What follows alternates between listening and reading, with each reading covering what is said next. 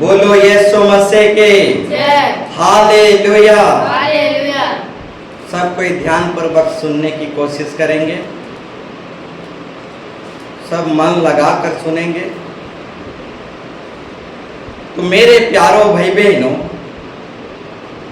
जब हम बपतिस्मा लेते हैं तब यीशु मसीह से हमारा मंगनी हो जाता है। ध्यान पूर्वक आप सुनेंगे। हम बपतिस्मा की ओर बढ़ते हुए जा रहे हैं, बपतिस्मा के विषय में हम सीखते हुए जा रहे हैं। जब हम बपतिस्मा लेते हैं तब यीशु मसीह से हमारा मंगनी हो जाता है। हाँ, अब मंगनी में क्या होता है? दूल्हा दुल्हन जो है बाचा बांधते हैं। हाँ, मंगनी में दूल्हा दुल्हन बाचा बांधते हैं।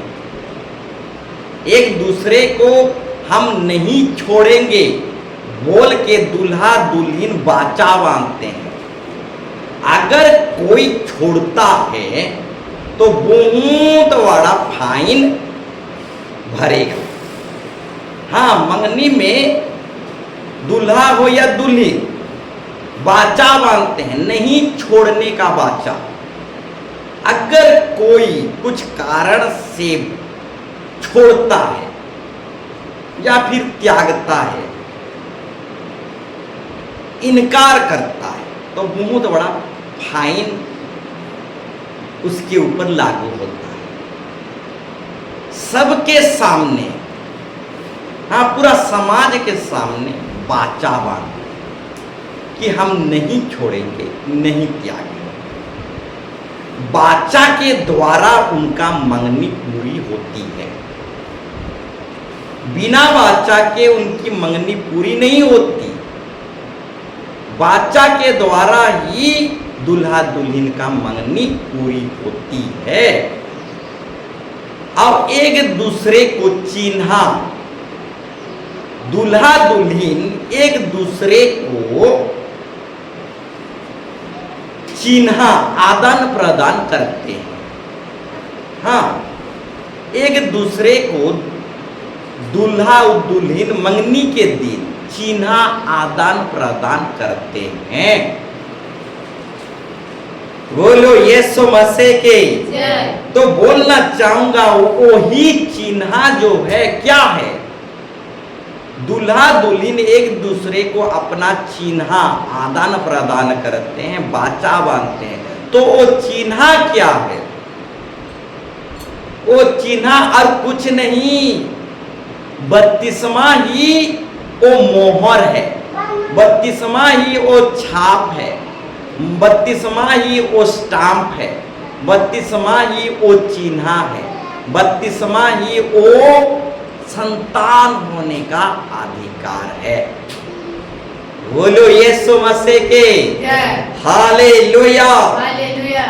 तो मेरे प्यारों भाई बहनों, परमेश्वर का संतान होने का अधिकार यानी छाप, मोहर, सर्टिफिकेट वही चिन्हा है। तो मंगनी में एक रस्म होता है, बाचा बांधा जाता है, चिन्हा आदान प्रदान किया जाता है, तभी जाकर मंगनी पूरी होती है। और दुल्हन जो है अपने हिसाब से नहीं जीता, बल्कि दूल्हा कब आएगा?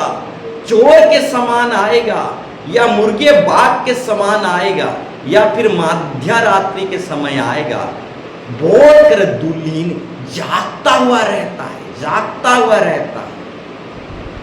तो मेरे प्यारों भाई बहनों, 10 कुंवारी की कहानी में आप इसको पढ़ सकते हैं, थोड़ा विचार कर सकते हैं कि कैसे 10 दुल्हन यानी 10 विश्वासी, बपतिस्मा पाए हुए विश्वासी यानी कुंवारी, यानी 10 दुल्हन दूल्हा के इंतजार में कैसे दिया बत्ती लेकर, दिया बत्ती सिर्फ नहीं,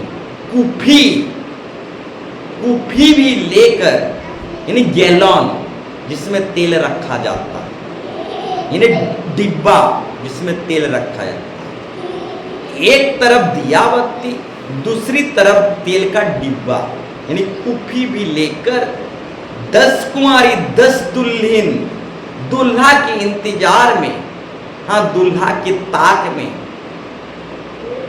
इंतजार अपेक्षा कर रहे थे। तो मेरे प्यारो भाई बहन, बताना चाहूंगा बत्तीसवां जो है एक मंगनी के समान है। हाँ, दुल्हन आगे को, मंगनी जब हो जाता है दुल्हन आगे को अपने हिसाब से नहीं जीता,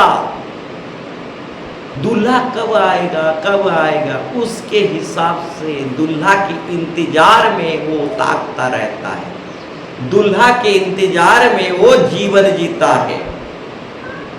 बोलो यीशु मसीह के, अपने आप को तैयार करता रहता है, अपने आप को सजाता रहता है, अपने आप को सपराता रहता है।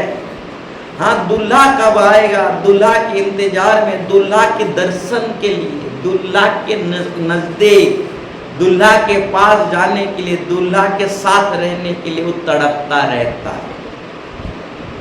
बोलो यीशु मसीह के। तो जब मंगनी हो जाता है तो एक दुल्हन अपना पुराना सब रिश्ता को एक एक करके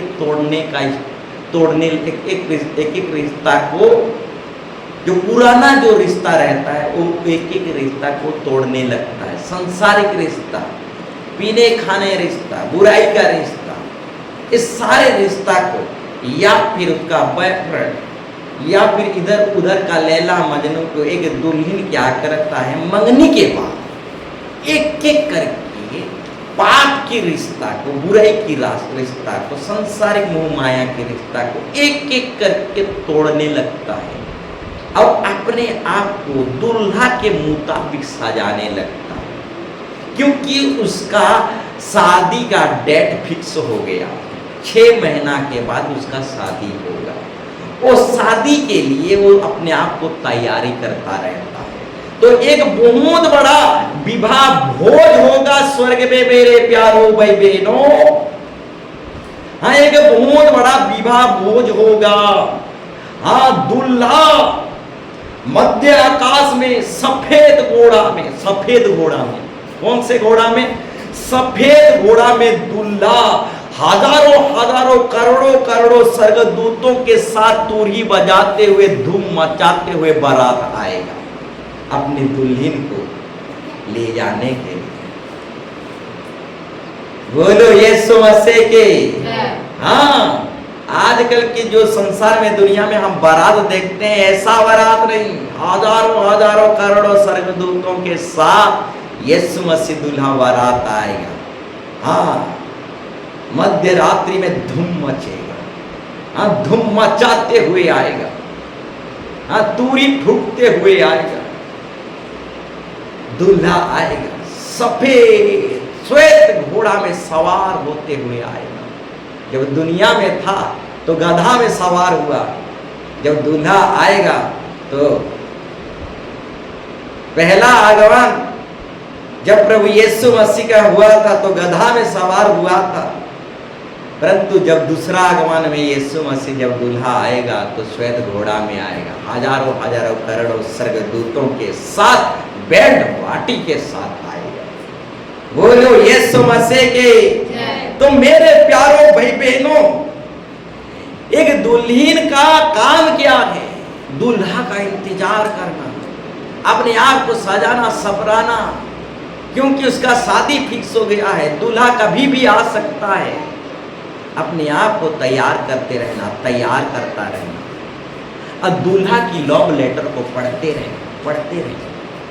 एक जमाना था इंस्टाग्राम नहीं था, एक जमाना था सोशल मीडिया नहीं था, उस समय में हाँ लेटर वगैरह पढ़ते थे, सिर्फ लेटर पढ़ते थे। हाँ, तो बोलना चाहूंगा आज भी एक ऐसा पीढ़ी है, ऐसा समय है कि दूल्हा का लेटर हमारे पास है, बाइबल ही उसका लेटर है। तो बोलना चाहूंगा दुल्हन को क्या करना चाहिए? दूल्हा की जो लिखी हुई लेटर है लिखी हुई चिट्ठी है, उस चिट्ठी को पढ़ते रहना चाहिए और अपने आप को सजाते रहना चाहिए, अपने आप को संवारते रहना चाहिए। तो बाइबल ही यीशु मसीह का एक प्रेम भरा चिट्ठी है, लेटर है, और एक दुल्हन को प्रेम भरा लेटर यानी बाइबल को हमेशा पढ़ते रहना चाहिए कि यीशु मसीह कब आएगा। बोलो यीशु मसीह के हालेलुया। तो दुल्हन जो है दूल्हा की इंतजार में, दूल्हा की बाट जोहते रहना चाहिए। हाँ, बपतिस्मा एक मंगनी के समान है और दुल्हन को दूल्हा का बाट जोहते रहना चाहिए, अपने आप को तैयार करते रहना चाहिए, अपने आप को सजाते और सपराते रहना चाहिए। बोलो यीशु मसीह के। तो बोलना चाहूंगा, जब हमारा बपतिस्मा होता है यीशु मसीह के साथ हमारा मंगनी हो जाता है। हाँ, हम बाचा में बंध जाते हैं, मंगनी की बंधन में, बाचा में बंध जाते हैं। हम उस रिश्ता को तोड़ नहीं सकते। अगर कोई उस रिश्ता को तोड़ता है तो बहुत बड़ा फाइन भरेगा या फिर बहुत बड़ा परिणाम उसको भोगना पड़ेगा। बोलो यीशु मसीह के। तो बोलना चाहूंगा मेरे प्यारो भाई बहनों, हाँ, बपतिस्मा जो है एक मंगनी के समान है। हम बाचा में बंध जाते हैं, एक करार में बंध जाते हैं। हालेलुया। और हम बाचा में और करार में बंध जाने के कारण हम रिश्ता को तोड़ा तोड़ी नहीं कर सकते। बोलो यीशु मसीह के हालेलुया। तो बोलना चाहूंगा बपतिस्मा एक बाचा है और हम बाचा में बंध जाते हैं। एक बार बपतिस्मा हो गया तो हम बाचा की बंधन में बंध गए, हम छोड़ा छोड़ी तोड़ा तोड़ी नहीं कर सकते। हाँ, कलीसिया की से जुड़ गए, परमेश्वर के राज्य में जुड़ गए, दूल्हा से जुड़ गए, दूल्हा से अलग नहीं हो सकते, कलीसिया मंडली से, आत्मिक पिता से अलग नहीं हो सकते। हम बाचा में बंध गए। अगर हम रिश्ता को तोड़ा तोड़ी करेंगे तो बहुत बड़ा दुष्परिणाम भोगना पड़ेगा। एक बाइबल रेफरेंस को हम पढ़ेंगे, उत्पत्ति 17 अध्याय, उत्पत्ति 17 अध्याय 13 पद से 14 पद तक। उत्पत्ति 17 का 13 से 14 पढ़िए।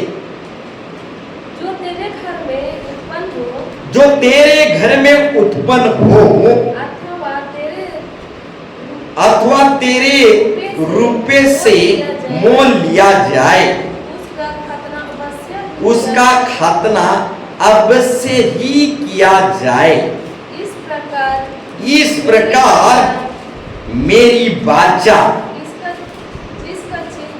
जिसका चिन्ह तुम्हारे देह में होगा, वो पीढ़ी दर पीढ़ी रहेगा।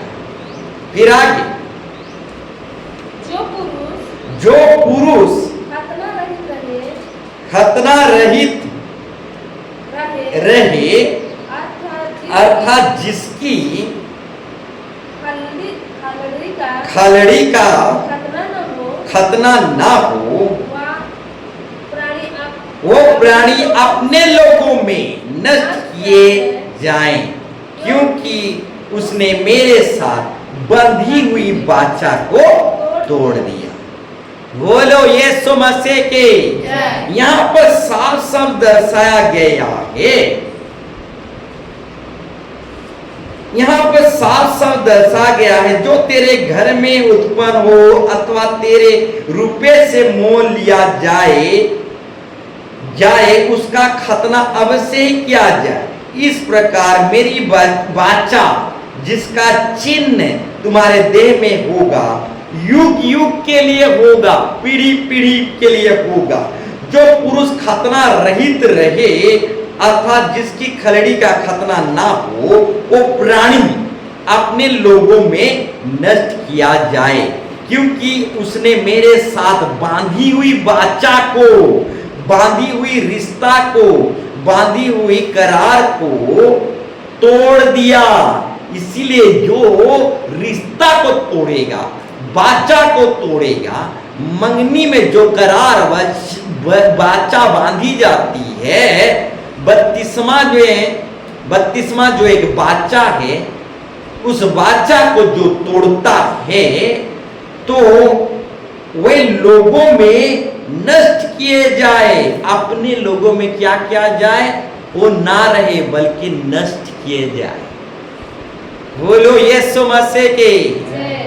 तो बत्तीसवां एक मंगनी के समान है। और जब हम बत्तीसवां लिखते हैं मंगनी की वाचा, हाँ, मंगनी की करार में बंध जाते हैं। अगर कोई वाचा में बंध जाता है, बत्तीसवां की वाचा में बंध जाता है और रिश्ता को तोड़ देता है, तो अपने लोगों में वो नष्ट किए जाए।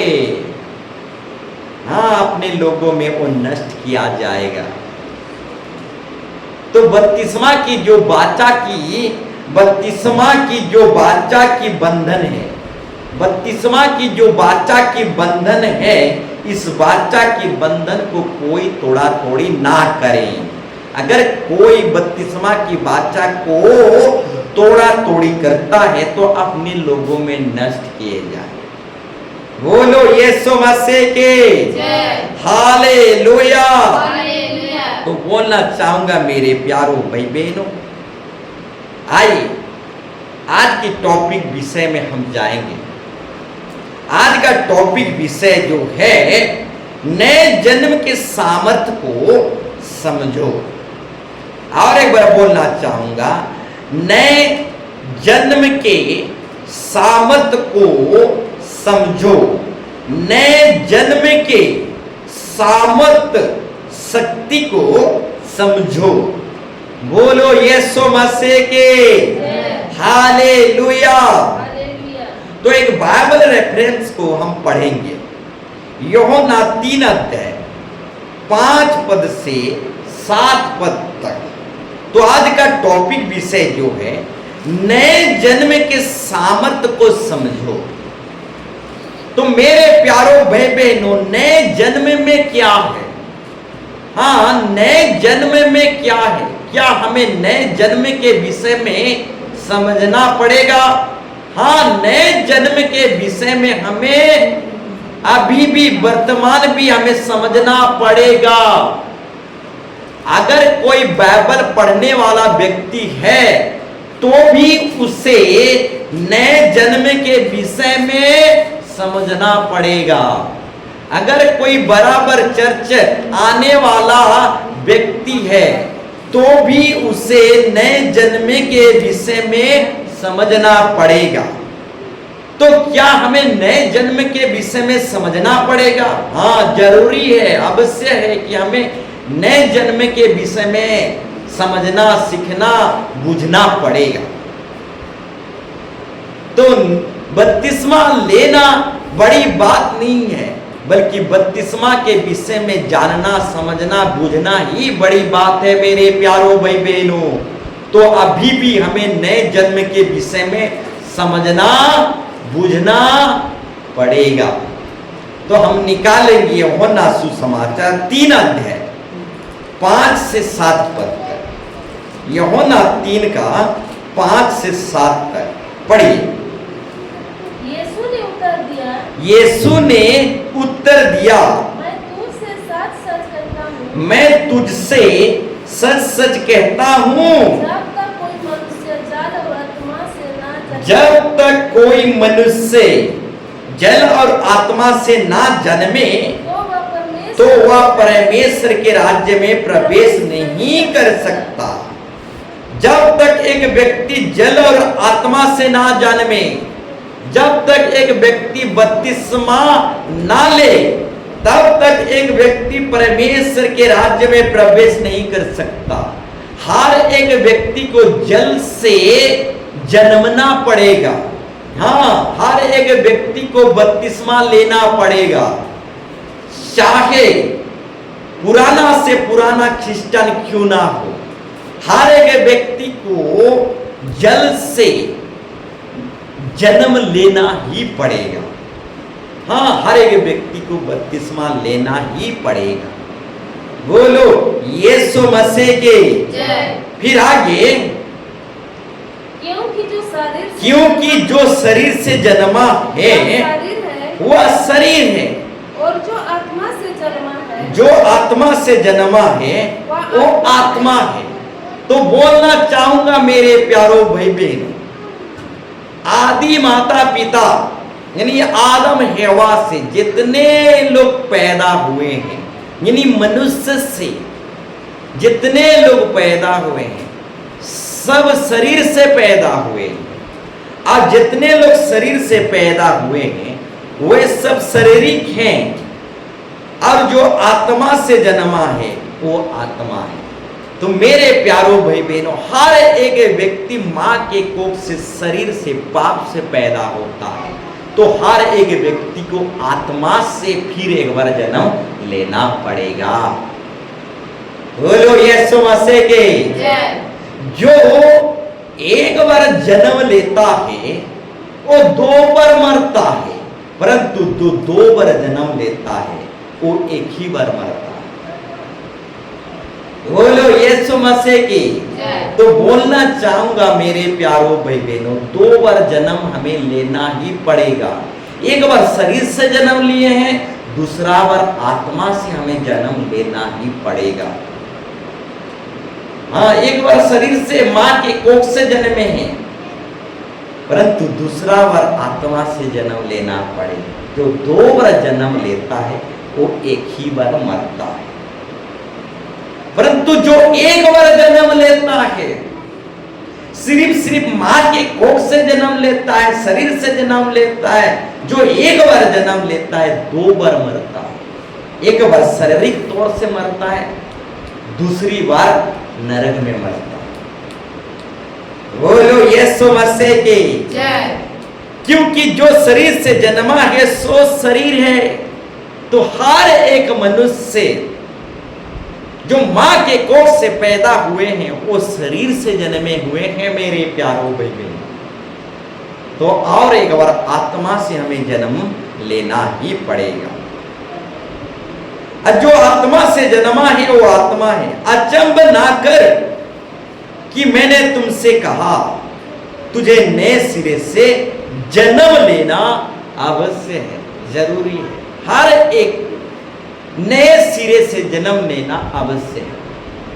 हाँ, नया जन्म लेना अवश्य है, जरूरी है मेरे प्यारों भाई बहनों।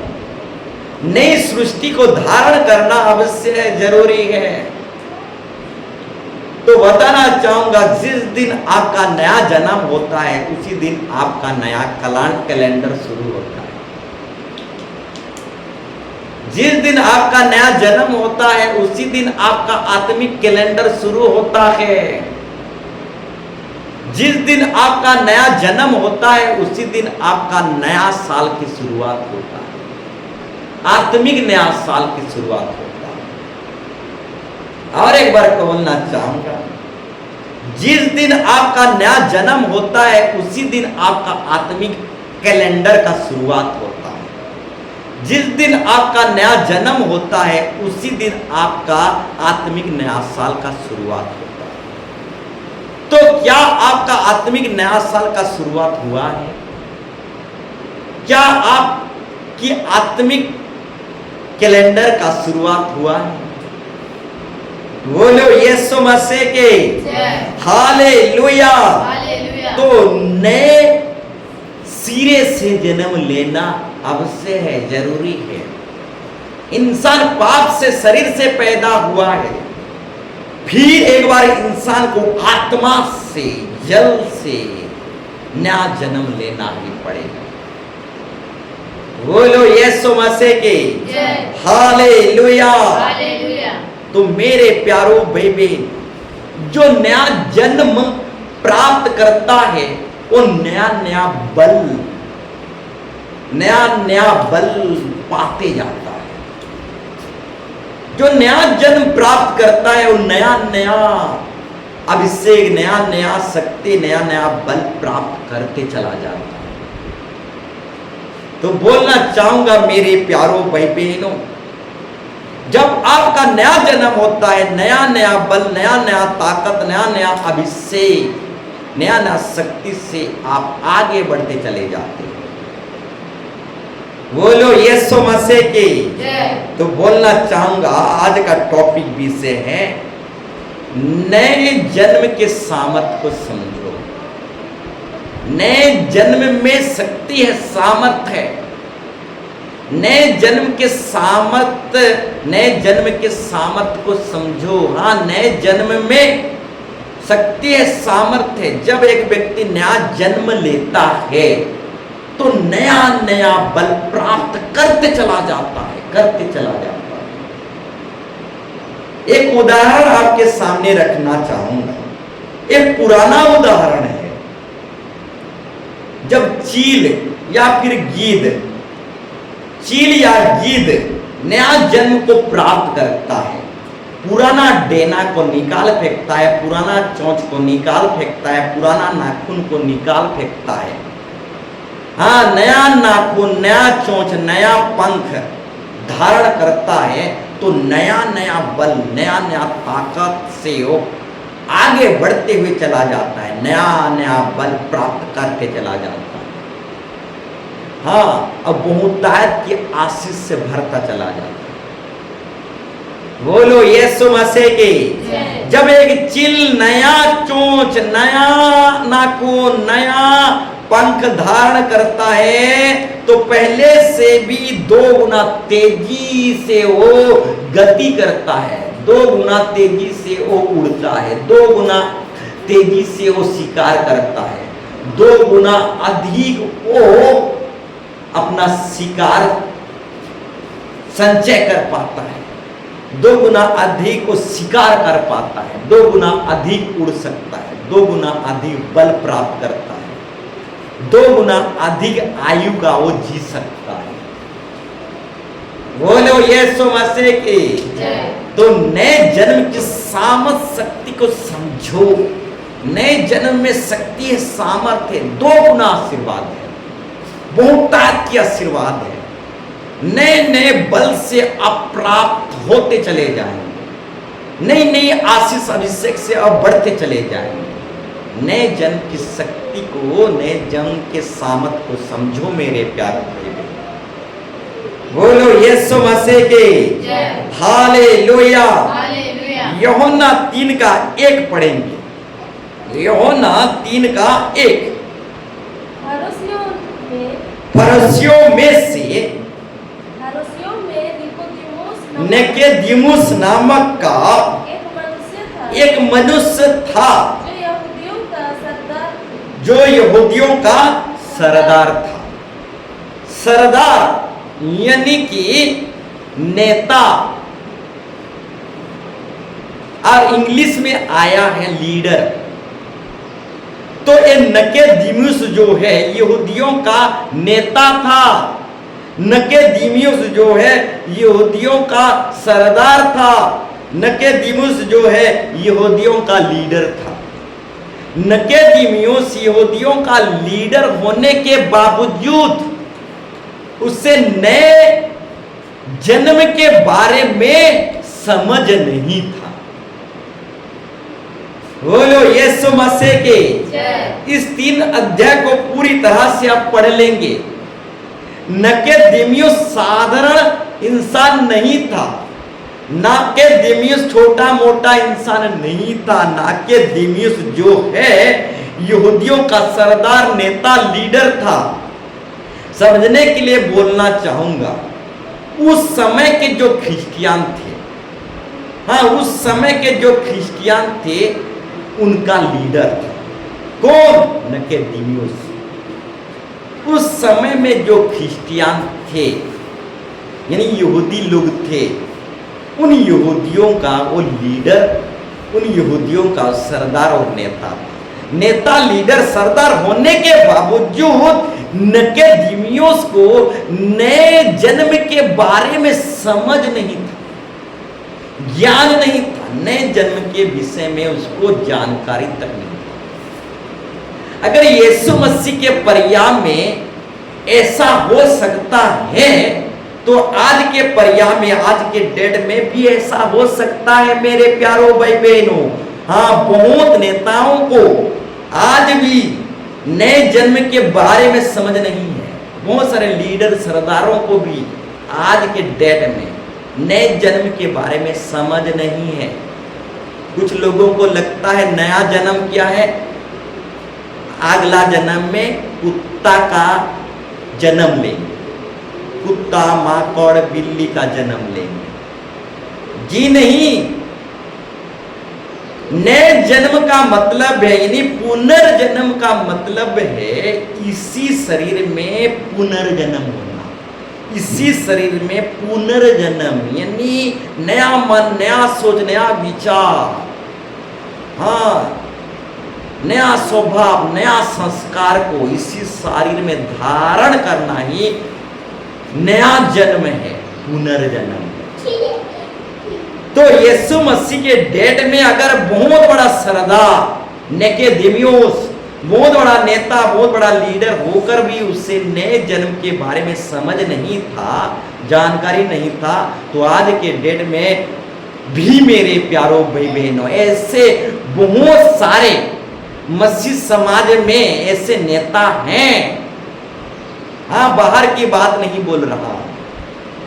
हाँ, आज भी मसीह समाज में ऐसा नेता है, ऐसा सरदार है, लीडर है, जिनको नए जन्म के बारे में समझ नहीं है, जानकारी नहीं है, मालूम नहीं है। बाहर की बात नहीं, मसीह समाज में आज भी ऐसा लीडर है, सरदार है, नेता है, जिनको नए जन्म, पुनर्जन्म के बारे में जानकारी नहीं है। कुछ मसीह समाज में तो बचपन में ही बपतिस्मा दे देते हैं। हालेलुया। हाँ, कुछ मसीह समाज में बचपन में ही बपतिस्मा दे देते हैं। उनका लीडर, उनका सरदार, उनका नेता बपतिस्मा बचपन में ही उनको दे देता है। ये मसीह समाज के बाहर नहीं है, ये मसीह समाज के अंदर ये चल रहा है। बोलो यीशु मसीह की। तो आज भी मेरे प्यारो भाई बहनों, ऐसे बड़े बड़े नेता हैं, बड़े बड़े सरदार हैं, बड़े बड़े लीडर हैं, जिनको नए जन्म के बारे में सही रीति से समझ नहीं है, ज्ञान नहीं है। बोलो यीशु मसीह के। तो बोलना चाहूंगा, निकोदेमुस भी यहूदियों का बहुत बड़ा सरदार, नेता, लीडर था। उसको नए जन्म के बारे में समझ ज्ञान बिल्कुल नहीं था। बोलो यीशु मसीह के। हालेलुया। फिर यूहन्ना 3:10 पढ़ेंगे। यूहन्ना 3:10 पढ़ेंगे। या सुनकर यीशु ने उनसे कहा, तू इजरायली लोगों का गुरु होकर भी क्या इन बातों को नहीं समझता?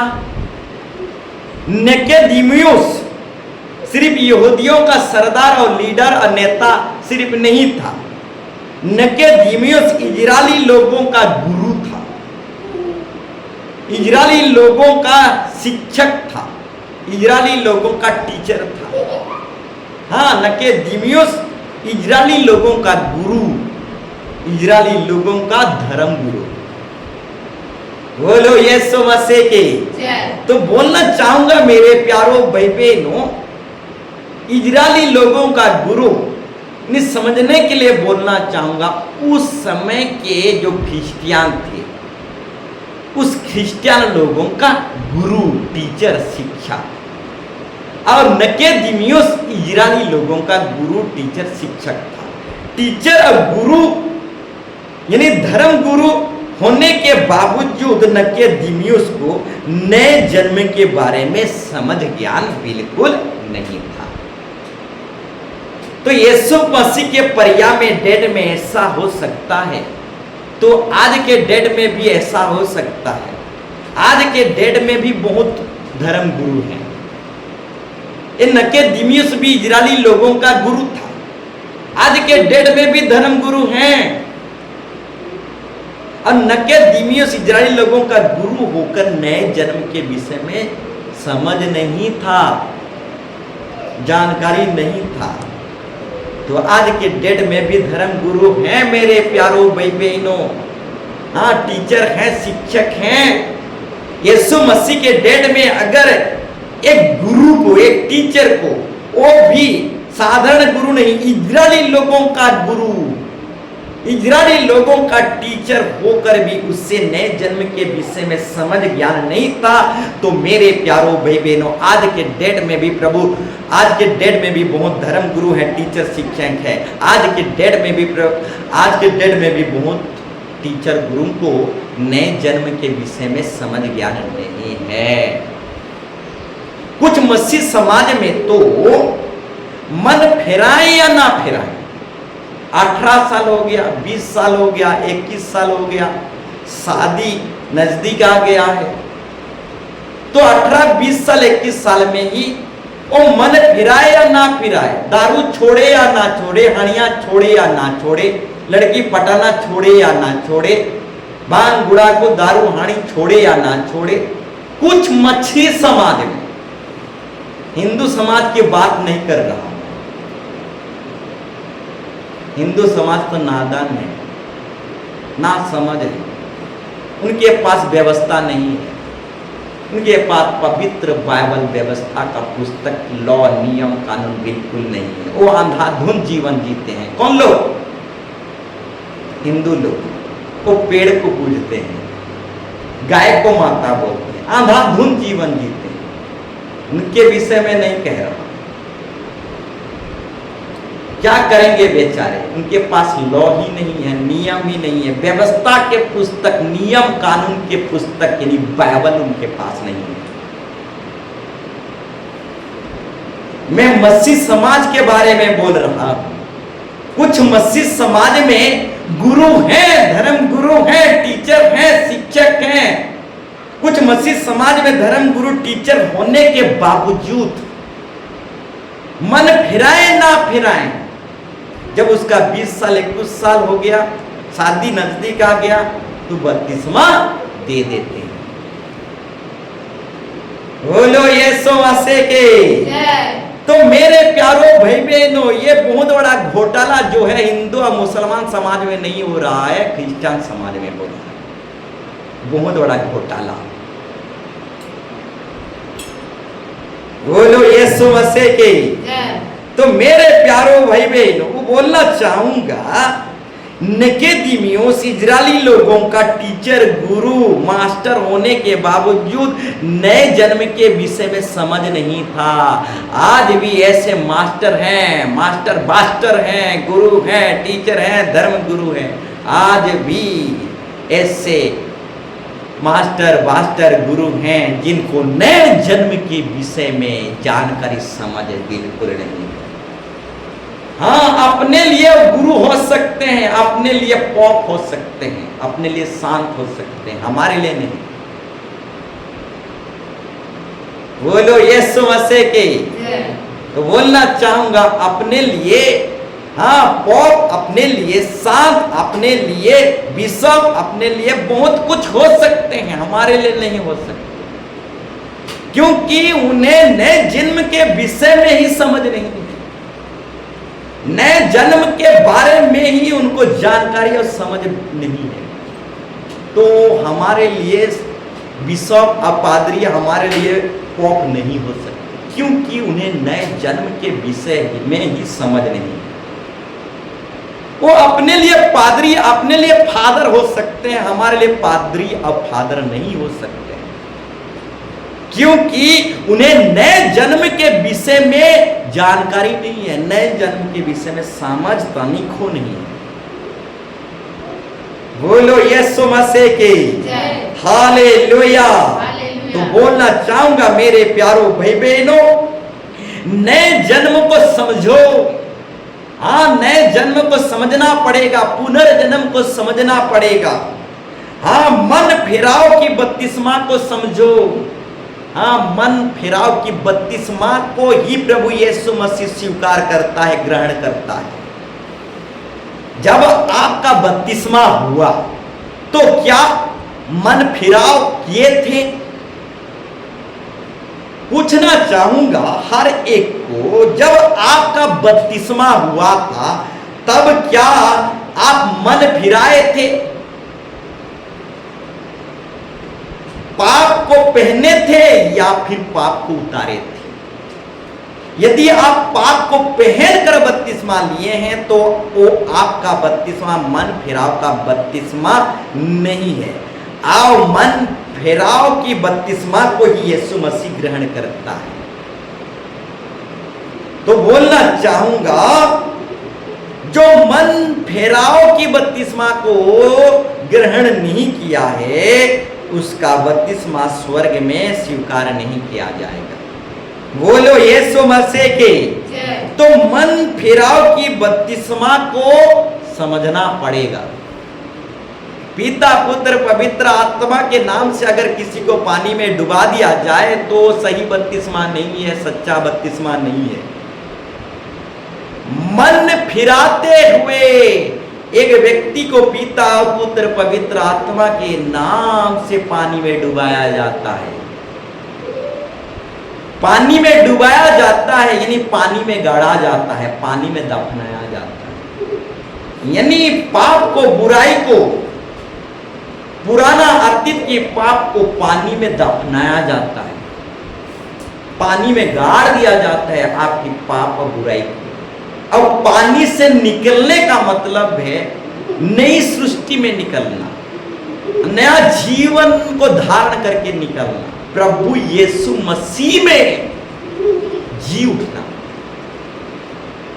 जैसे यीशु मसीह तीसरे दिन मुर्दों में से जी उठा, पुनरुत्थान का भागीदार हुआ, ठीक उसी तरह हम पानी में जब बपतिस्मा लेते हैं, मृत्यु का बपतिस्मा लेते हैं। हाँ, बपतिस्मा जो लेते हैं हम दफनाए जाते हैं, गाड़े जाते हैं, पानी में मर जाते हैं। उसके बाद पानी से जब निकलते हैं प्रभु यीशु मसीह की पुनरुत्थान में, प्रभु यीशु मसीह की तरह मुर्दों में से जी उठते हैं, एक नए जीवन, एक नया जन्म को प्राप्त करते हैं। इसीलिए जब बपतिस्मा दिया जाता है तो मुर्दों के तरह, एक मुर्दा व्यक्ति के समान उसको दफनाने के जैसा, दफनाने की जो विधि है उस विधि के अनुसार दफनाया जाता है। यानी सीधा नहीं गाड़ा जाता, यानी उनको इससे लेटाया जाता है। बोलो यीशु मसीह की हालेलुया। तो मन फिराव की बपतिस्मा को समझो मेरे प्यारो भाई बहनों। बोलो यीशु मसीह के। पाप को पहनकर आप बपतिस्मा नहीं ले सकते। अगर पाप को पहनकर बपतिस्मा लिए हैं तो आपकी बपतिस्मा स्वर्ग में स्वीकार नहीं किया जाएगा। तो बोलना चाहूंगा, पाप को उतार फेंको। तो मसीह समाज में देखा गया है पाप को पहनकर भी बपतिस्मा ले रहे हैं। पाप को पहनकर आज बपतिस्मा मसीह समाज में लिया जा रहा। तो पाप को पहनकर बपतिस्मा लिया नहीं जाता मेरे प्यारो भाई बहनों, पाप को उतार कर बपतिस्मा लिया जाता है। बोलो यीशु मसीह के। तो बोलना चाहूंगा मेरे प्यारो भाई बहनों, मूर्ति पूजा से जितने भी संबंधित है, देवी देवता से जितने भी संबंधित है, हाँ, घृणित वस्तुओं को उतार फेंको। हाँ, मूर्ति पूजा, पूजा पाठ, टोही विद्या, जादू टोने से जितने भी संबंधित है ऐसे वस्तुओं को उतार फेंको। हाँ, जितने भी देवी देवताओं से संबंधित है ऐसे सारे वस्तुओं को उतार फेंको। पाप को पहनकर, अशुद्ध वस्तु को पहनकर आप बपतिस्मा नहीं ले सकते। अशुद्ध वस्तु को उतार फेंको। पाप को पहनकर आप बपतिस्मा नहीं ले सकते। तो मसीह समाज में देखा गया है पाप को पहनकर बपतिस्मा ले रहे हैं। तो बोलना चाहूंगा अशुद्ध वस्तु को पहनकर मसीह समाज में आज बपतिस्मा लिया जा रहा है। जो मूर्ति पूजा से संबंधित घृणित वस्तु, अशुद्ध वस्तु, अंधविश्वास से संबंधित, जादू टोने से संबंधित ऐसे वस्तुओं को पहनकर आज बपतिस्मा लिया जा रहा है। मसीह समाज में अशुद्ध वस्तु पाप को पहनकर बपतिस्मा लिया जा रहा है। तो बोलना चाहूंगा मेरे प्यारों भाई बहनों, पाप को, अशुद्ध वस्तु को, घृणित वस्तु को उतार फेंको, यीशु मसीह को पहन लो। बपतिस्मा क्या है? बपतिस्मा यीशु मसीह को पहन लेना है। अघृणित वस्तु को, अशुद्ध वस्तु को, मूर्ति पूजा से जो संबंधित है ऐसे वस्तुओं को उतार फेंकना। बोलो यीशु मसीह की। तो बोलना चाहूंगा मेरे प्यारों भाई बहनों, मन फिराव की बपतिस्मा को समझना पड़ेगा। बोलो यीशु मसीह के। हालेलुया। फिर आगे बढ़ेंगे।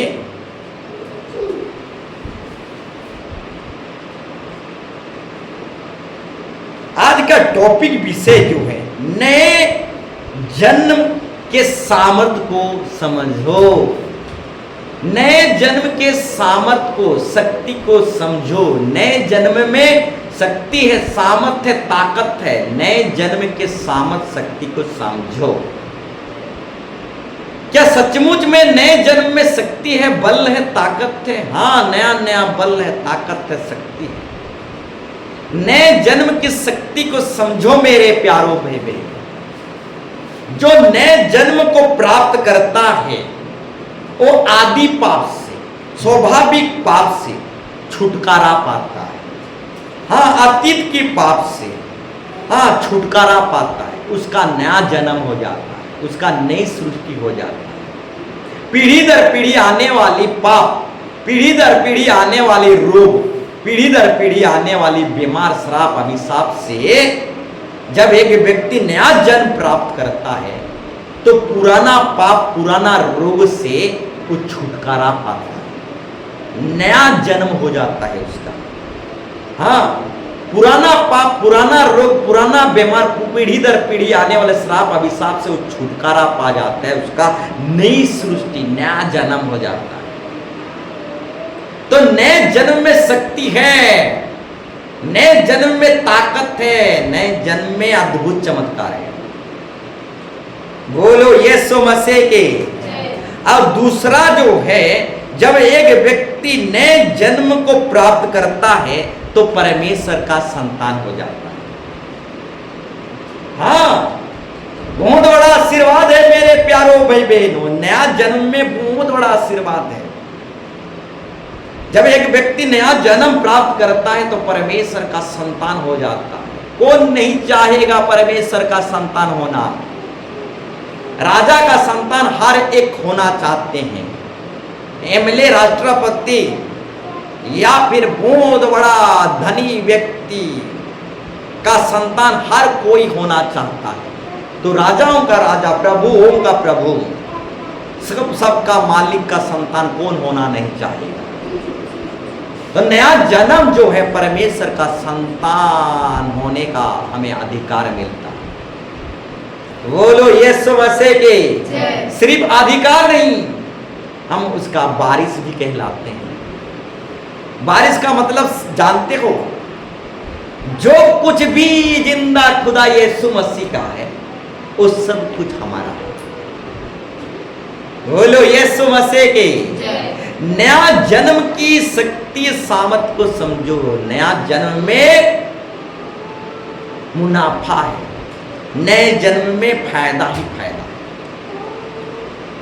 बोलो यीशु मसीह के। तो मेरे प्यारों भाई बहनों, ये एसटी कोटा क्या, इससे भी बड़ा मुनाफा, इससे भी बड़ा फायदा।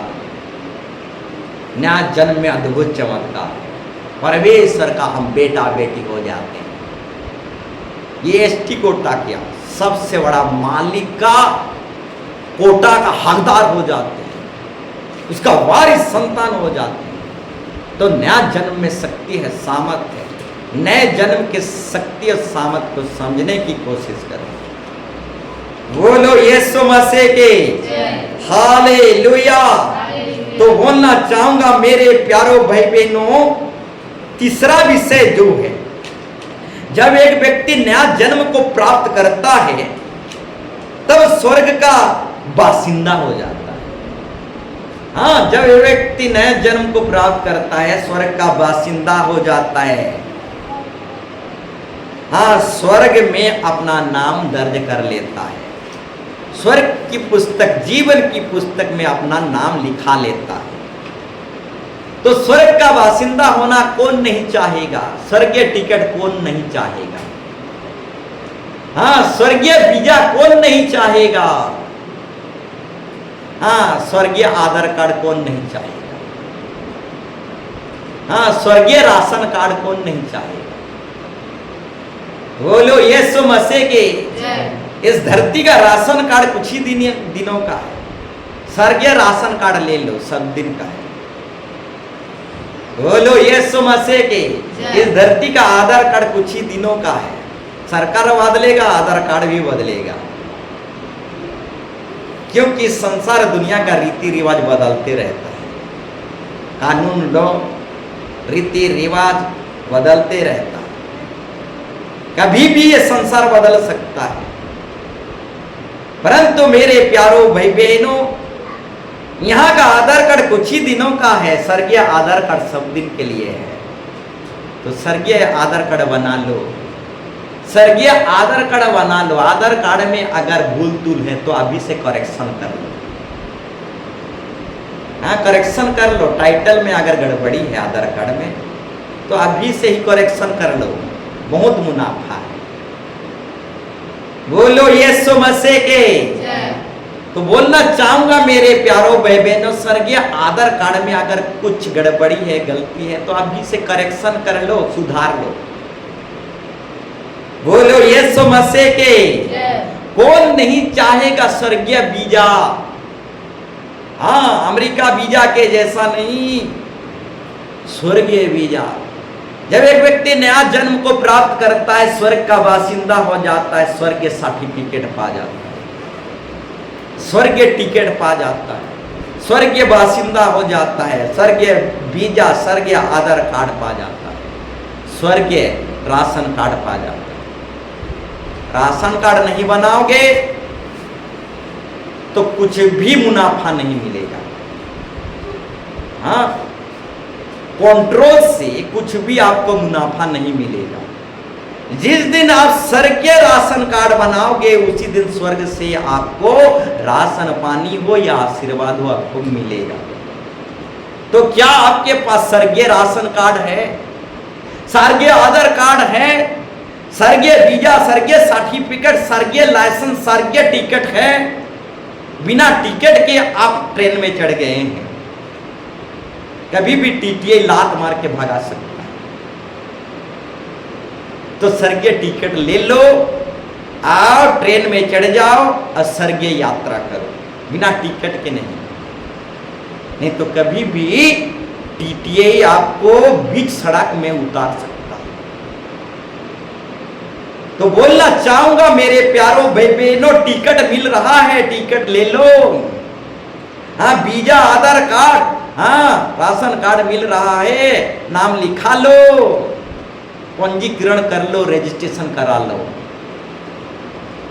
हाँ, नामांकन करा लो। बोलो यीशु मसीह के। जब यहोवा परमेश्वर निकट है, जब यहोवा परमेश्वर मिल रहा है तो उसकी खोज में रहो। सब दिन वो निकट नहीं रहेगा। जब यहोवा परमेश्वर मिल रहा है तो उसकी खोज में रहो। सब दिन परमेश्वर नहीं मिलेगा। जब यहोवा परमेश्वर निकट है, जब यहोवा परमेश्वर मिल रहा है, तो उसकी खोज में रहो। यानी परमेश्वर जब मिल रहा है, आधार कार्ड, राशन का टिकट मिल रहा है, सरके टिकट मिल रहा है, तो उसकी खोज में, उसके ताक में रहो। सब दिन नहीं मिलेगा, द्वार बंद हो जाएगा, जैसे कंट्रोल बंद हो जाता है। बोलो यीशु मसीह की। एक निर्धारित डेट में, निर्धारित तारीख में, उचित समय में ही कंट्रोल खोलता है। तो बोलना चाहूंगा, राशन मिल रहा है, प्रभु मिल रहा है, टिकट मिल रहा है, वीजा, आधार कार्ड मिल रहा है, तो ले लो, उसकी ताक में रहो, उसकी खोज में रहो, ले लो। सब दिन नहीं मिलने वाला। कुछ लोगों का मानना है, कुछ लोगों का सोचना है, अगला साल ले लेंगे। क्या पता अगला साल मिली या ना मिली, अगला साल राशन कार्ड या टिकट मिली या स्वर्गीय टिकट मिली या ना मिली, कौन जानता है। कुछ लोगों का विचार है अगला साल ले लेंगे, अगला साल आवी या ना आवी कौन जानता है। बोलो यीशु मसीह के। तो बोलना चाहूंगा, जब यहोवा परमेश्वर निकट है, जब यहोवा परमेश्वर मिल रहा है, तो उसकी खोज में, ताक में रहो। यहोवा मिल रहा है तो यहोवा को ले लो, टिकट के ले लो, प्रभु को ग्रहण कर लो। सब दिन यहोवा परमेश्वर, सब दिन स्वर्गीय टिकट नहीं मिलेगा। बोलो यीशु मसीह के। जब एक व्यक्ति बपतिस्मा लेता है, नया जन्म को प्राप्त करता है, स्वर्ग का बासिंदा हो जाता है, स्वर्ग का नागरिक हो जाता है। तो बोलना चाहूंगा मेरे प्यारों भाई बहनों, हम यीशु मसीह की दुल्हन हैं, स्वर्ग का हम नागरिक हैं। इस धरती का हम नागरिक नहीं है, इन संसार के हम नागरिक नहीं है। हमारा स्वर्ग, हमारा नागरिक, स्वर्ग का हम नागरिक हैं। इस संसार के अनुसार जीवन मत जियो, इस दुनिया के अनुसार जीवन मत जियो। हाँ, क्योंकि हम स्वर्गीय नागरिक हैं, स्वर्ग के अनुसार जीवन जियो। बोलो यीशु मसीह के। ये धरती, ये संसार हमारा सब दिन का डेरा बसा पट्टा पर्चा जमी नहीं है। स्वर्ग ही हमारा सब दिन का डेरा, सब दिन का पट्टा पर्चा जामी है, क्योंकि हम स्वर्ग का नागरिक, स्वर्ग का बासिंदा है। तो मेरे प्यारों भाई बहनों, सोच समझ कर इस दुनिया में, सोच समझ कर इस नाव में, सोच समझ कर इस संसार में जीवन जियो। डोंगा या फिर नाव या फिर जहाज समुद्र में जीवन जीता है। डोंगा, जहाज समुद्र में जीवन जीता है, समुद्र ही उसका सब कुछ है। डोंगा का, जहाज का, नाव का, समुद्र ही उसका संसार है। और डोंगा क्या करता है, समुद्र के ऊपर जीवन जीता है, समुद्र के भीतर नहीं, समुद्र के ऊपर, पानी के ऊपर ऊपर जहाज चलता है, डोंगा चलता है, नाव चलता है। जिस दिन डोंगा, जहाज, नाव पानी को ग्रहण कर लेगा, समुद्र को ग्रहण कर लेगा, समुद्र के पानी को ग्रहण कर लेगा, उस दिन जहाज डूब जाएगा, नाव डूब जाएगी। तो जहाज की तरह जीवन जियो, समुद्र के ऊपर ऊपर, इस संसार के ऊपर ऊपर जीवन जियो। जिस दिन जहाज समुद्र को ग्रहण करेगा, उसी दिन डूब जाएगा जहाज। तो जिस दिन इस बुरी संसार को, इस दुनिया को ग्रहण करोगे, उस दिन डूब जाओगे। इस दुनिया के ऊपर ऊपर जीवन जियो मेरे प्यारों के लिए। बोलो यीशु मसीह के। हालेलुया। तो बोलना चाहूंगा मेरे प्यारों भाई बहनों, एक बाइबल रेफरेंस को हम निकालेंगे, लूका 10 का 20। लूका 10 का 20 हम जल्दी करके निकालेंगे। लूका 10 का 20 पढ़िए। उसने उनसे कहा, हे गुरु। लूका 10 का 20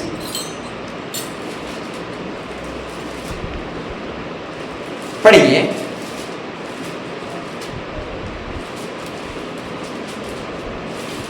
जल्दी करके पढ़िए। लूका 10:20। तो भी उसने तो भी इससे आनंदित मत हो आत्मा तुम्हारे पास में है, कि ये आत्मा तुम्हारे बस में है, परंतु इससे आनंदित हो कि तुम्हारे नाम स्वर्ग पर लिखे, तुम्हारे नाम स्वर्ग में लिखे हैं। तो सबसे आनंद का विषय क्या है जानते हो मेरे प्यारो भाई बहनों? सबसे सेलिब्रेशन का दिन कौन सा है जानते हो? सबसे सेलिब्रेशन क्या है? सबसे बड़ा सेलिब्रेशन क्या है? जीवन के पुस्तक में नाम लिखाना, स्वर्ग में नाम लिखाना सबसे बड़ा सेलिब्रेशन है। हाँ, सबसे बड़ा आनंद क्या है जानते हो? स्वर्ग में अपना नाम लिखाना ही सबसे बड़ा आनंद का विषय है, सबसे बड़ा सेलिब्रेशन है। अब दूसरा कोई सेलिब्रेशन नहीं है, दूसरा कोई बड़ा आनंद नहीं है। सबसे बड़ा आनंद जो है स्वर्ग में अपना नाम लिखाना। तो भी इस से आनंद मत हो कि आत्मा भी तुम्हारे वश में है। तो बोलना चाहूंगा, चर्च आना सिर्फ बड़ी बात नहीं है, सिर्फ बाइबल पढ़ना सिर्फ बड़ी बात नहीं है। हाँ, चर्च में आना और हालेलुया करना ये बड़ी बात नहीं है। हाँ, चर्च में बराबर आना, संगति रखना ये बड़ी बात नहीं है। शैतान भी चर्च बराबर आ सकता है। बोलो यीशु मसीह के। तो बोलना चाहूंगा सिर्फ चर्च बराबर आना काफी नहीं है, जीवन के पुस्तक में स्वर्ग में नाम लिखाना बहुत जरूरी है। सबसे बड़ी बात जो है स्वर्ग में नाम लिखाना। बोलो यीशु मसीह के। दुष्ट आत्मा को भगाना बड़ी बात नहीं है, चंगाई प्राप्त करना बड़ी बात नहीं है, आत्मिक चंगाई प्राप्त करना ही सबसे बड़ा बात है। बोलो यीशु मसीह के। तो बोलना चाहूंगा मेरे प्यारो भाई बहनों, आज भी वर्तमान भी हम आत्मा में रोगी हैं, आत्मा में रोगी हैं। अभी वर्तमान भी हमें आत्मिक चंगाई की जरूरत है। चंगाई बड़ी बात नहीं है, आत्मिक चंगाई बड़ी बात है। तो बोलना चाहूंगा भूत भगाना बड़ी बात नहीं है, चंगाई बड़ी बात नहीं है, जीवन के पुस्तक में नाम लिखाना बड़ी बात है, आत्मिक चंगाई पाना बड़ी बात है। इसलिए यहां पर दर्शाया गया है, तो भी इससे आनंदित मत हो कि आत्मा तुम्हारे वश में है, परंतु इससे आनंदित हो कि तुम्हारे नाम स्वर्ग में लिखे हैं। बोलो यीशु मसीह के। चौथा विषय को हम देखेंगे, जब एक व्यक्ति नए जन्म को प्राप्त करता है तब उससे स्वर्गदूतों के द्वारा सेवा टहल की जाती है। तो बोलना चाहूंगा मेरे प्यारो भाई बहनों, जब एक व्यक्ति नया जन्म को प्राप्त करता है तब उससे स्वर्गदूतों के द्वारा सेवा टहल की जाती है। जब एक व्यक्ति नया जन्म प्राप्त करता है, दुर्घटना विपत्ति समस्या में पड़ता है, तो स्वर्गदूत उतर आते हैं और उस नए जन्म प्राप्त किए हुए व्यक्ति की सेवा टहल करते हैं, दुर्घटना से, एक्सीडेंट से, विपत्ति आपत्ति से बचा लेते हैं। हाँ, नए जन्म प्राप्त करने में मुनाफा ही मुनाफा है। स्वर्गदूतों की पलटन हमारी मदद के लिए उतर आते हैं। नए जन्म प्राप्त करने में मुनाफा ही मुनाफा, फायदा ही फायदा है। हाँ, स्वर्गदूतों की पूरा पलटन हमारी देख रेख, सुरक्षा, प्रोटेक्शन, मदद के लिए, सहायता के लिए ठेस लगने नहीं देते, एक्सीडेंट होने नहीं देते, दुर्घटना से बचा लेते हैं, हाथों हाथ छीन लेते हैं। हाँ, और सामर्थ्य देते हुए हमें आगे ले चलते हैं। नए जन्म जब एक व्यक्ति प्राप्त करता है तब उससे स्वर्गदूतों के द्वारा सेवा टहल की जाती है। स्वर्गदूतों के द्वारा उसका सेवा टहल होती है। बोलो यीशु मसीह की। तो बोलना चाहूंगा मेरे प्यारो भाई बहनों, बड़े बड़े जब दुर्घटना होता है, बड़े बड़े समस्या जब आता है, तो स्वर्गदूत क्या करते हैं, अपनी 6 पंखों में हमें छुपा लेते हैं। हाँ, जब एक व्यक्ति नया जन्म प्राप्त करता है तो स्वर्गदूत उसे बचाने के लिए उतर आता है, 6 पंखों से उसे छुपा लेता है, एक्सीडेंट से बचा लेता है। सिर्फ एक्सीडेंट से नहीं, कोरोना वायरस से भी बचा लेता है, 6 पंखों से छुपा लेता है, वायरस लगने नहीं देता। बोलो यीशु मसीह की। हालेलुया। तो मेरे प्यारो भाई बहनों, ऐसा प्रोटेक्शन, ऐसा सुरक्षा, ऐसा मदद कौन नहीं चाहेगा। ये मदद जो है सबके लिए नहीं है। जो नया जन्म को प्राप्त करता है उसी के लिए सिर्फ ऐसा मदद मिलता है। कैसा मदद? स्वर्गदूत उसको मदद करते हैं, सहायता, प्रोटेक्शन, सुरक्षा देते हैं। हाँ, स्वर्गदूत बहुत बड़ा आर्मी है। हाँ, ऐसा बॉडीगार्ड है कि बुलेट, बंदूक का गोली तोप भी स्वर्गदूतों को आर पार छेद नहीं सकता। ऐसा बॉडीगार्ड स्वर्गदूत है। हमारा ऐसा प्रोटेक्शन करते हैं, हमारा ऐसा सुरक्षा देते हैं कि बड़े बड़े विपत्ति से भी हमें बचा लेते हैं, 6 पंखों से हमें छुपा लेते हैं। बोलो यीशु मसीह की।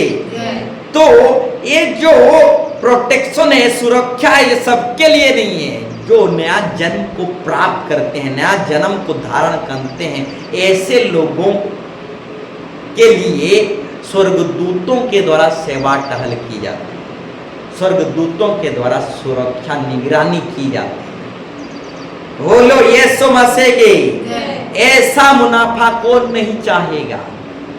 स्वर्गीय बॉडीगार्ड कौन नहीं चाहेगा? स्वर्गीय बॉडीगार्ड कौन नहीं चाहेगा? बोलना चाहूंगा, हमारा प्राइम मिनिस्टर जो है या फिर हमारा प्रधानमंत्री जो है, उसके बॉडीगार्ड, इर्द गिर्द जो बॉडीगार्ड रहते हैं, हाँ, मशीन गन, बंदूक, एक सब पकड़े रहते हैं। अब प्राइम मिनिस्टर, प्रधानमंत्री जो कार में बैठता है, बुलेट जैकेट कार में बैठता है, काला कार, बुलेट जैकेट, या फिर उस कार में बहुत सारे आधुनिक प्रणाली है, बम से भी सुरक्षा हो सकता है। इस तरीके से कहाँ बम है, क्या है, डेंजर है, वो कार पहले से अपने टेक्नोलॉजी के कारण बता लेता है। तो बोलना चाहूंगा, ये तो छोटा मोटा टेक्नोलॉजी है मेरे प्यारो भाई बहनों। प्राइम मिनिस्टर जिस कार में बैठता है वो तो छोटा मोटा टेक्नोलॉजी है। प्राइम मिनिस्टर जो बॉडीगार्ड उसके इर्द गिर्द घूमते हैं, मशीन गन पकड़ पकड़ के, काला चश्मा लगा लगा के, तो छोटा मोटा बॉडीगार्ड है। स्वर्गीय बॉडीगार्ड, सबसे बड़ा बॉडीगार्ड हमारी देख रेख करते हैं, हमारा निगरानी करते हैं, ठेस लगने नहीं देते। तो जिस कार में प्राइम मिनिस्टर, प्रधानमंत्री बैठता है, वो छोटा मोटा टेक्नोलॉजी है। हमारे स्वर्गीय बॉडीगार्ड के पास टेक्नोलॉजी के ऊपर टेक्नोलॉजी है। हमारा बाल बाका नहीं हो सकता। हाँ, स्वर्गीय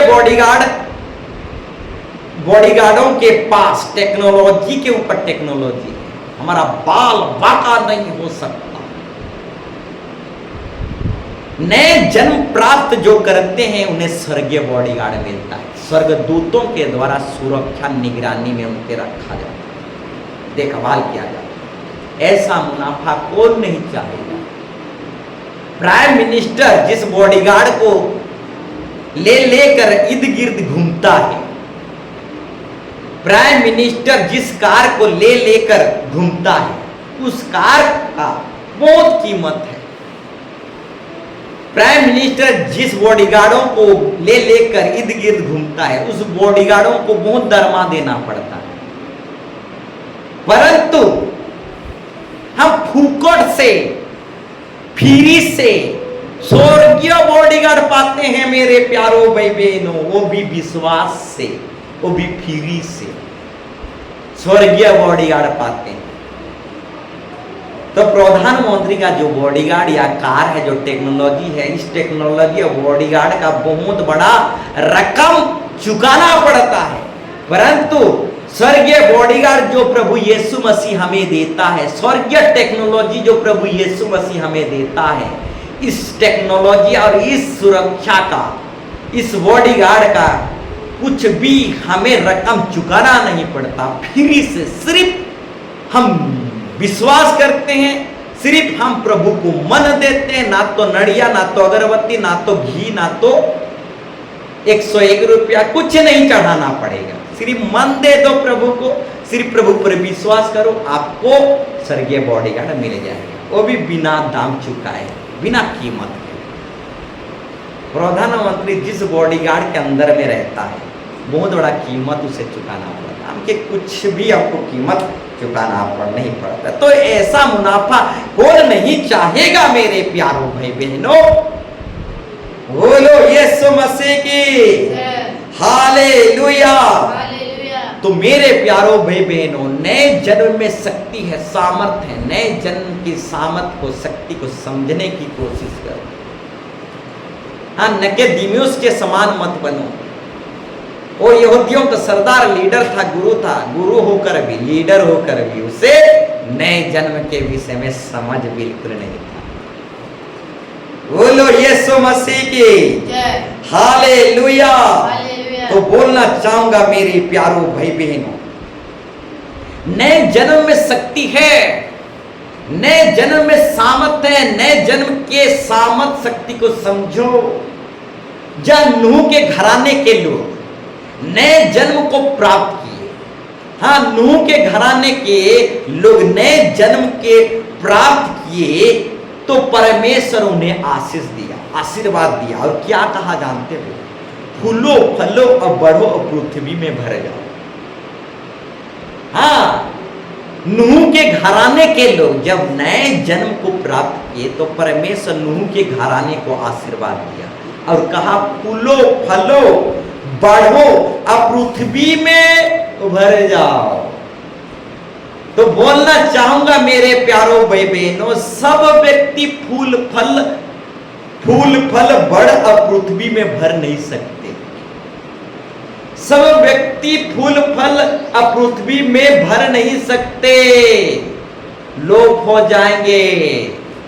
नए जन्म प्राप्त किए हुए व्यक्ति ही फूल फल और बढ़ सकते हैं और पृथ्वी में भर सकते हैं, बाकी लोग लोप हो जाएंगे। हाँ, सब फूल फल नहीं सकते, लोप हो जाएंगे। जो नए जन्म को प्राप्त करता है वो ही फूल फल पाएगा, आगे बढ़ पाएगा और पृथ्वी के छोर तक भर जाएगा। बाकी जो हैं, नए जन्म को प्राप्त नहीं किए हैं, वो फूल फल नहीं सकते, लोप हो जाएंगे। तो अभी भी समय है, नए जन्म को प्राप्त करो, अब फूलो फलो अब बढ़ो। नए जन्म हमें बढ़ाता है। नए जन्म जो प्राप्त करते हैं, फूलते हैं, फलते हैं, बढ़ते चले जाते हैं। बढ़ना है, फूलना है, फलना है, बढ़ना है, तो नए जन्म को प्राप्त करना है मेरे प्यारों भाई बहनों। अगर नए जन्म को प्राप्त नहीं करोगे तो आदि पाप, स्वाभाविक पाप आपको एक तरफ खींचते रहेगा, फूलने फलने और बढ़ने नहीं देगा। तो आदि पाप, स्वाभाविक पाप को नए जन्म के द्वारा, जल के स्नान के द्वारा मिटा डालो, तभी जाकर आप फूलोगे, फलोगे और बढ़ पाओगे।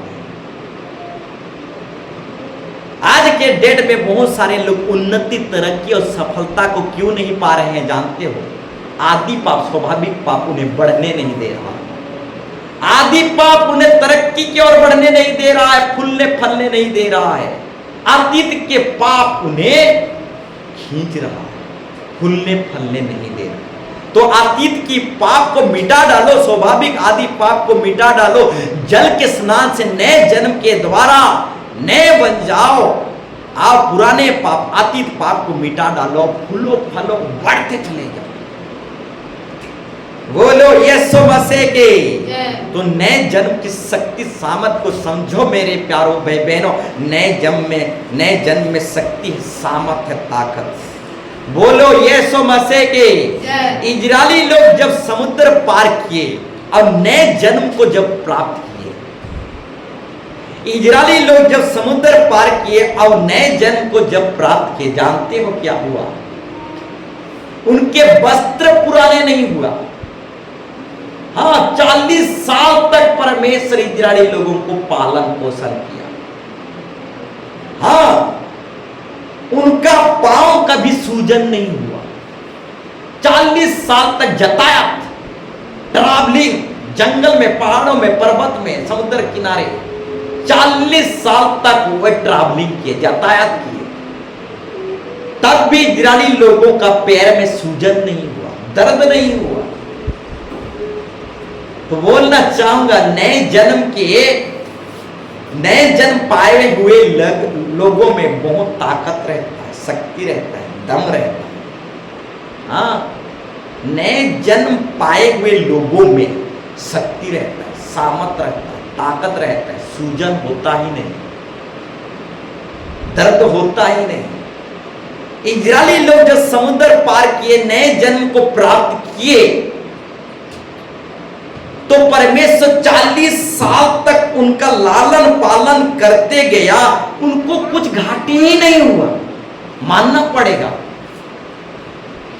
जब इजरायली लोग नया जन्म प्राप्त किए तो परमेश्वर उनका पालन पोषण किया, उनका घाटी ही नहीं हुआ, उनका वस्त्र पुराना नहीं हुआ, उनका पैर सूजन नहीं हुआ, उनका पैर दर्द नहीं हुआ, उनका पैर का जूता कभी पुराना नहीं हुआ।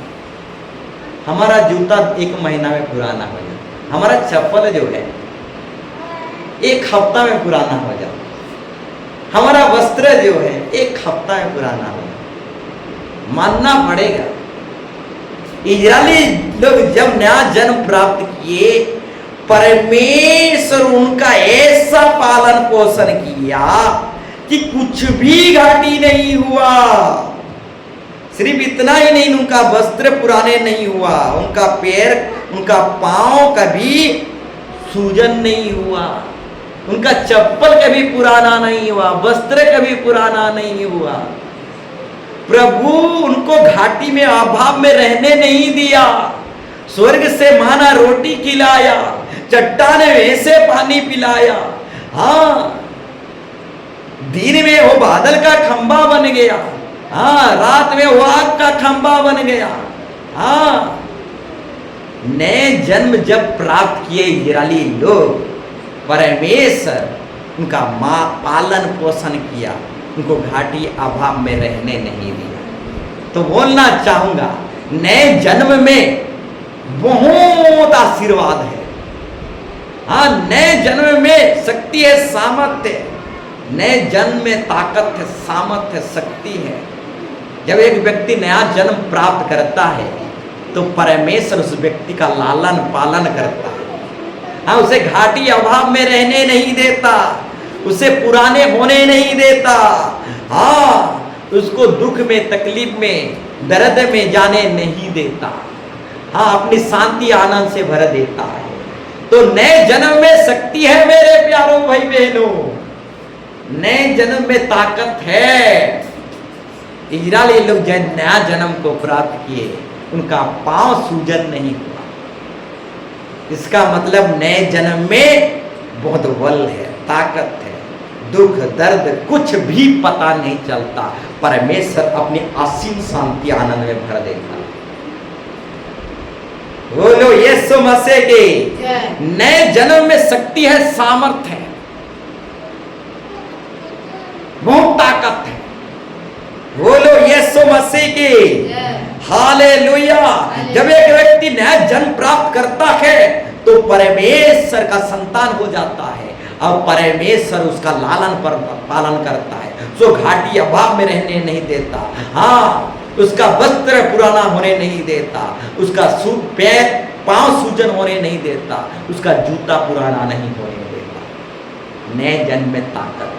आपका उद्धार का वस्त्र पुराना नहीं होगा, आपका सुसमाचार का जूता पुराना नहीं होगा, क्योंकि आप नए जन्म प्राप्त किए हुए व्यक्ति हैं। प्रभु आपको पालन पोषण करते हुए हाँ घाटी अभाव में नहीं रखेगा, आपको अभिषेक आशीष और भरपूरी बहुतायत की भरपूरी की आशीर्वाद से भर देगा, क्योंकि आप नया जन्म प्राप्त किए हुए व्यक्ति हैं। तो नया जन्म प्राप्त किए हुए व्यक्ति में ताकत रहता है। हाँ, नया जन्म पाए हुए व्यक्ति में ताकत रहता है, शक्ति रहता है, सामर्थ रहता है। गुलियत को एक भेड़ चराने वाला दाऊद कैसे मार गिराया? हाँ, दाऊद में इतना शक्ति सामर्थ कहां से आ गया? तो बोलना चाहूंगा, दाऊद जो है नया जन्म प्राप्त किया हुआ व्यक्ति था, और नया जन्म प्राप्त किया हुआ व्यक्ति जब यीशु मसीह के नाम से कुछ भी करेगा वो सफल होगा। बोलो यीशु मसीह के। तो दाऊद में वो शक्ति नहीं था मेरे प्यारों भाई बहनों, नया जन्म में वो शक्ति था और यीशु मसीह के नाम में शक्ति था। इसलिए दाऊद बहुत बड़ा गुलियत को मार गिराया, क्योंकि दाऊद नया जन्म प्राप्त किया हुआ व्यक्ति था और यीशु मसीह के नाम से गुलियत को मार गिराया। तो नया जन्म पाया हुआ व्यक्ति में शक्ति रहता है, सामर्थ रहता है। बोलना चाहूंगा, एक बाइबल रेफरेंस को हम निकालेंगे। हाँ, बोलो यीशु मसीह के। हाँ, आप घर में पढ़ेंगे। प्रेरित काम 19 अध्याय 13 से 16। प्रेरित काम 19 अध्याय 13 से 16। यहां पर एक याजक का 7 पुत्र थे। मैं जल्दी करके जाऊंगा। प्रेरित काम 19 अध्याय 13 से 16 तक आप घर में पढ़ेंगे। यहां पर एक प्रधान याजक का, साधारण याजक नहीं, एक प्रधान याजक था। यानी समझने के लिए बोलना चाहूंगा, एक प्रधान पादरी यानी प्रधान पास्टर था। बोलो यीशु मसीह के। एक प्रधान याजक था, उसके 7 बेटे थे और 7 बेटे क्या किए? यीशु मसीह के नाम से प्रेरित पौलुस हाँ यीशु मसीह के नाम से दुष्ट आत्माओं को निकालता था। तो प्रधान याजक के 7 बेटे भी क्या किए? प्रेरित पौलुस जिस नाम से दुष्ट आत्मा को निकालता है, यीशु मसीह के नाम से वो 7 बेटे 7 पुत्र यीशु मसीह के नाम से दुष्ट आत्माओं को निकालने लगे। परंतु जानते हो दुष्ट आत्मा क्या कहा? यीशु को मैं जानती हूं, अब पौलुस को भी मैं पहचानती हूं, परंतु तुम कौन हो? और उस मनुष्य जिसमें दुष्ट आत्मा थी उन पर यानी 7 बेटों पर लपक कर और उन्हें काबू में लाकर उन पर ऐसा उपद्रव किया कि वे नंगे और घायल होकर उस घर से निकल भागे। बोलो यीशु मसीह के। तो जो नया जन्म को प्राप्त करता है उस व्यक्ति के अंदर शक्ति रहता है मेरे प्यारों भाई बहनों। वो गुलियत को भी मार गिराता है, वो दुष्ट आत्मा को भी निकाल भगाता है। परंतु प्रधान याजक के जो 7 बेटे थे, वो 7 बेटे नया जन्म को प्राप्त नहीं किए थे। हाँ, ये जो 7 बेटे हैं, 7 पुत्र हैं, नए जन्म को प्राप्त नहीं किए थे और नए जन्म को प्राप्त नहीं किए थे और नए जन्म को प्राप्त किए बिना ये दुष्ट आत्मा को निकाल रहे थे। परंतु दुष्ट आत्मा क्या कहा जानते हो? वो दुष्ट आत्मा कहने लगा, यीशु को तो मैं जानता हूं और पौलुस, प्रेरित पौलुस को भी मैं पहचानता हूं। इसका मतलब नया जन्म व्यक्ति को दुष्ट आत्मा जानता है और डरता है, घबराता है। किसको डरता है? नया जन्म प्राप्त किया हुआ व्यक्ति को दुष्ट आत्मा जानता है और डरता है। नया जन्म प्राप्त किया हुआ व्यक्ति को शैतान पहचानता है और नया जन्म प्राप्त किया हुआ व्यक्ति को जानता है, पहचानता है और डरता है। परंतु जो नया जन्म प्राप्त नहीं किया है, उससे शैतान डरता नहीं, घबराता नहीं। बोलो यीशु मसीह के हालेलुया। प्रधान याजक के 7 बेटे जब दुष्ट आत्मा निकालने लगे, तो वो दुष्ट आत्मा उल्टा 7 बेटों को ऐसा झपटे, दुष्ट आत्मा और 7 बेटों पर ऐसा लपक कर ऐसा झपटे कि वो 7 बेटे नंगा निकल भागे। दुष्ट आत्मा क्या निकालेंगे? वो 7 बेटे निकल भागे। जो नया जन्म प्राप्त नहीं करता, वो दुष्ट आत्मा को निकाल नहीं सकता। उल्टा दुष्ट आत्मा उसे नरक में लेकर छोड़ेगा। हाँ, नया जन्म की सामर्थ को समझो, नया जन्म को प्राप्त करो। नया जन्म में शक्ति है, सामर्थ है। जब एक व्यक्ति नया जन्म को प्राप्त करता है तो उस व्यक्ति के अंदर शक्ति रहता है, प्रभु की शक्ति, प्रभु की अभिषेक, प्रभु की सामर्थ रहता है। तो बोलना चाहूंगा, नया जन्म प्राप्त किया हुआ व्यक्ति को दुष्ट आत्मा डरता है, घबराता है। बोलो यीशु मसीह के। नया जन्म प्राप्त किया हुआ व्यक्ति दुष्ट आत्मा को निकाल सकता है। जो नया जन्म प्राप्त नहीं किया है, वो दुष्ट आत्मा को ना तो निकाल सकता है, ना ही खदेड़ सकता है, बल्कि दुष्ट आत्मा उसे नरक में लेकर छोड़ेगा। बोलो यीशु मसीह के हालेलुया। नए जन्म के सामर्थ को समझ जाओ मेरे प्यारो भाई बहनों। आखिरी बाइबल रेफरेंस हम पढ़ेंगे, लूका 10 अध्याय 17 से 19। लूका 10 अध्याय 17 से 19। इस पद को, इस बाइबल रेफरेंस को आप घर में पढ़ेंगे। यहां पर दर्शाया गया है, वे 70 आनंद से फिर आकर कहने लगे, हे प्रभु, तेरे नाम से दुष्ट आत्मा भी हमारे वश में है। तो बोलना चाहूंगा मेरे प्यारो भाई बहन, जो नया जन्म को प्राप्त किए हैं, उनके वश में दुष्ट आत्मा हो जाता है। अगर दुष्ट आत्मा को अपने वश में, हाँ, अपने काबू में रखना चाहते हो, दुष्ट आत्माओं को निकालना चाहते हो, तो नया जन्म को प्राप्त करो। जो नया जन्म को प्राप्त करता है, उसके वश में दुष्ट आत्मा रहता है, उसके वश में दुष्ट आत्मा हो जाता है, वो दुष्ट आत्मा को निकाल भी सकता है। उसके बाद लिखा गया है, उसने उससे कहा, मैं शैतान को बिजली के समान स्वर्ग से गिरा हुआ देख रहा था। अगर शैतान और दुष्ट आत्माओं को गिराना चाहते हो, तो नए जन्म को प्राप्त करो मेरे प्यारों भाई बहन। जो कोई नया जन्म को प्राप्त करता है, उस शैतान को गिराता है। हाँ, जो कोई नया जन्म को प्राप्त करता है, वो शैतान को गिराता है। जो कोई नया जन्म को प्राप्त करता है, उस शैतान को नाश करता है, शैतान को लोप करता है। तो नया जन्म प्राप्त करो, शैतान को गिराओ, बिजली के ना ही गिराओ, शैतान को लोप कर दो। बोलो यीशु मसीह के। उसके बाद दर्शाया गया है, मैंने तुम्हें सांपों बिच्छुओं को रौंदने का शक्ति और सामर्थ दी है। तुम बोलना चाहूंगा, जो नया जन्म को प्राप्त करता है वो ही सांपों को और बिच्छुओं को रौंद सकता है।